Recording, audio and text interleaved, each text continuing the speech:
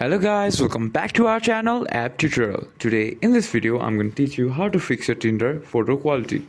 Now go to your Tinder app and go to your profile, which is going to be on your bottom right corner, and go to edit.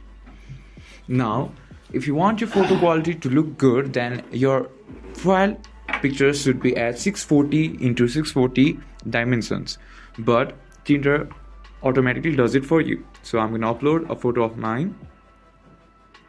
As you can see here, Tinder already cropped out the ratio for your photo, and I'm just going to hit next,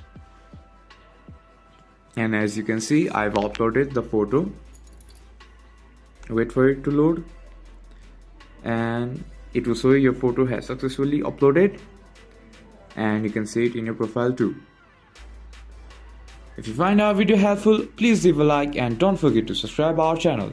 Hit the bell icon button to get updates on our new videos and drop a comment for reviews and more contents like this. Thank you for watching.